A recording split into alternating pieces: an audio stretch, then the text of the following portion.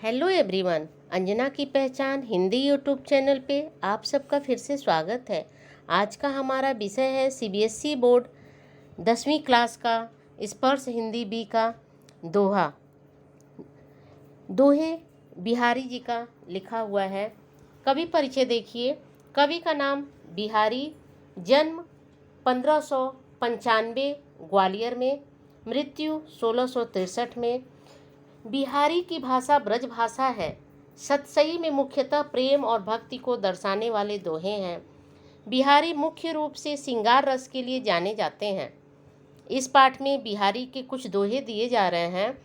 इन दोहों में श्रृंगार के साथ लोक व्यवहार, नीति, ज्ञान आदि विषयों का वर्णन भी किया गया है। इन दोहों से आपको भी ज्ञात होगा कि बिहारी कम से कम शब्दों में अधिक से अधिक अर्थ भरने की कला भली भांति जानते हैं। आगे पहला दोहा है। सोहत ओढ़े पीतुपट श्याम सलोने गात, मनो नीलमणि शैल पर आतपु पर्यो प्रभात। शब्दार्थ है सोहत अच्छा लगना, ओढ़े ओढ़कर, पीतु पीला रंग, पटु कपड़ा, गात शरीर, नीलमणि शैल मतलब नीलमणि का पर्वत, आतपु धूप और प्रभात का मतलब सुबह है।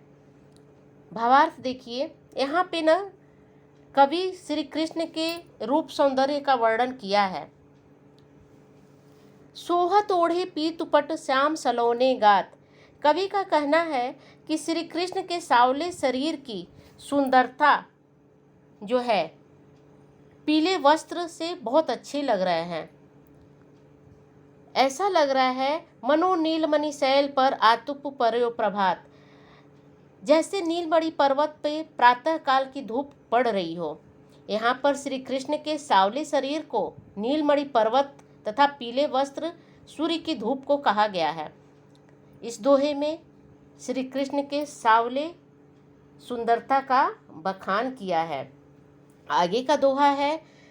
कह लाने एकत बसत अहि मयूर मृग भाग, जगतु तपोवन सौ कियो दिरग दाग निघाय। शब्दार्थ देखिए। अहि मीन सांप सर्प, एकत इकट्ठे, बसत रहते हैं, मृग हिरण, तपोवन वह वन जहाँ तपस्वी रहते हैं, दिरग दाग भयंकर गर्मी, निघाय ग्रीष्म। यहाँ पे कवि ग्रीष्म ऋतु का वर्णन कर रहे हैं। ओके। और कवि का कहना है कि कह लाने एकत बसत अति अहि मयूर मृगबाग। इस दोहे में कवि का कहना है कि मयूर, मोर, हिरन और शेर सब भीषण गर्मी से परेशान होकर एक ही स्थान पर बैठे हैं। ओके। और कवि का कहना है कि जगत तपोवन सौ कियो दिरग दाग निघाय। कवि कह रहे हैं कि गर्मी के कारण जंगल जो है तपोवन की तरह हो गया है। जैसे तपोवन में सारे लोग आपसी झगड़े को भुलाकर एक साथ रहते हैं, उसी तरह गर्मी से बेहाल ये जानवर भी आपसी रंजिश को भुलाकर एक साथ बैठे हुए हैं। आगे का दोहा है। बतरस लालच लाल की मुरली धरी लुकाई, सौह करे भौहनु हंसे, दैन कहे नटी जाई। शब्दार्थ देखिए। बतरस मीन्स बातचीत का आनंद, लाल मीन्स श्री कृष्ण को बोला है, मुरली मीन्स बांसुरी, लुकाई मीन्स छुपाना, सौ मीन्स शपथ कसम, भौनहु मीन्स भौ, नटी जाई मना कर देना।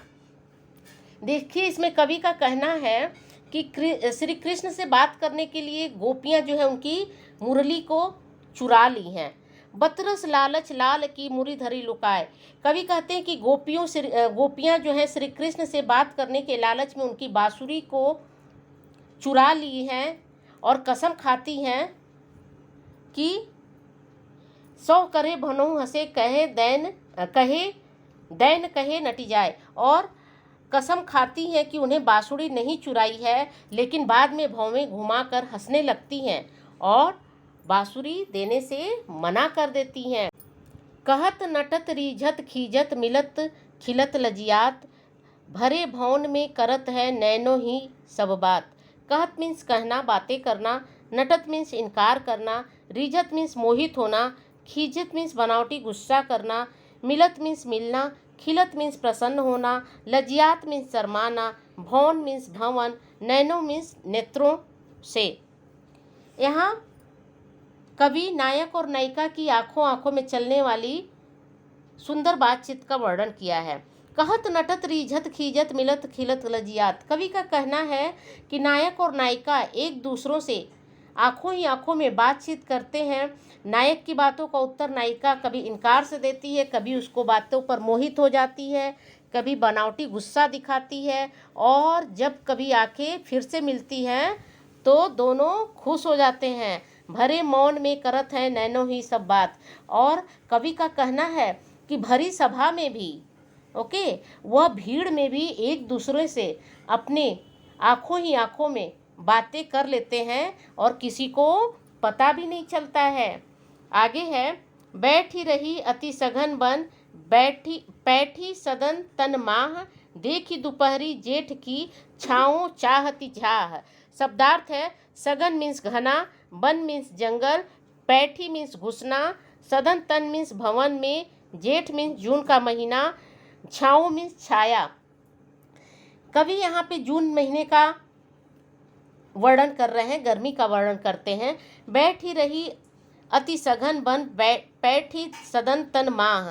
कवि का कहना है कि जून के महीने में गर्मी इतनी अधिक हो रही है कि छाया भी छाया को ढूंढ रही है, अर्थात वह भी गर्मी से बचने के लिए जगह तलाश कर रही है। देखी दोपहरी जेठ की छाँव चाहती चाह। और दोपहर की, ठीक है, दोपहर की जेठ की गर्मी को देखकर वह भी जो है किसी घने जंगल में या किसी घर के अंदर में मिलेगी। आगे का है, कागज पर लिखत न बनत कहत संदेशु लजात, कहिए सब तेरो हियो मेरे हिये की बात। शब्दार्थ है, कागज मीन्स कागज, लिखत न बनत मीन्स लिखा नहीं जाता, संदेशु मीन्स संदेश, लजात मीन्स लज्जा आना, कहिए मीन्स कह देगा, हिये मीन्स हृदय। यहाँ पे देखिए कवि एक नायिका की विरह दशा का वर्णन किया है कि कागज पर लिखत न बनत कहत संदेशु लजात, कि नायिका जो है अपनी विरह की पीड़ा को एक कागज पर लिख नहीं पा रही है और संदेश भेजने में उसे शर्म आ रही है, और वो नायक से कहती है कि कहिए सबू तेरे हियो मेरे हिये की बात। और अपने नायक से कहती है विश्वास के साथ कि तुम अपने हृदय से पूछ लो मेरे हृदय की बात, वह जान जाएगा, अर्थात मेरी विरह दशा से भली भांति परिचित होगे। आगे है, प्रगट भये द्युराज कुल सुबस बसे ब्रज आई, मेरे हरो कलेश सब केशव केशव राई। द्युराज का मतलब है चंद्रमा और ब्राह्मण, सुबस अपनी इच्छा से, केशव श्री कृष्ण, और केशवराय बिहारी कवि के पिता। यहाँ पे श्री कृष्ण उनके कवि श्री कृष्ण से उनके कष्ट हरने की, दूर करने की प्रार्थना करते हैं। कवि का कहना है कि प्रकट भये द्युराज कुल सुबस बसे ब्रज आई। कवि कहते हैं कि श्री कृष्ण अपने चंद्रवंश में जन्म लिए हैं और स्वयं ही ब्रज में आकर बस गए हैं। तो बिहारी जी के पिता का नाम भी केशव राय है और श्री कृष्ण का भी एक नाम केशव है, इसलिए कवि कहते हैं कि मेरे हरो कलेश सब केशव केशव राय, कि हे कृष्ण आप मेरे पिता के समान हैं, अतः मेरे सारे कष्टों का नाश कीजिए, मेरे सारे कष्ट दूर कीजिए। आगे का है, जप माला छापे तिलक सरे न एको काम, मन काचे नाचे वृथा साचे राचे नाम।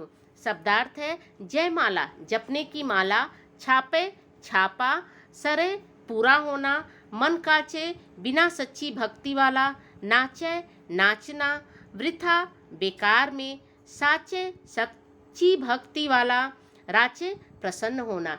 यहाँ कवि ने ईश्वर की भक्ति को महत्व दिया है कि जप माला छापे तिलक सरे न एको काम, कि केवल ईश्वर के नाम की माला जपने से, ईश्वर नाम लिख देने से तथा तिलक लगाने से ईश्वर की भक्ति का कार्य पूरा नहीं होता। मन काचे नाचे वृथा साचे राचे राम, यदि मन में ईश्वर के लिए विश्वास न हो तो उसकी भक्ति में नाचना भी व्यर्थ है। इसके विपरीत जो सच्चे मन से ईश्वर की भक्ति करते हैं, ईश्वर उन्हीं पे प्रसन्न होते हैं।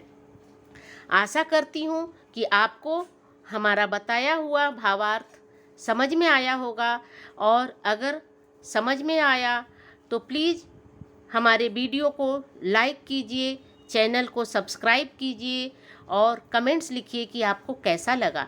धन्यवाद।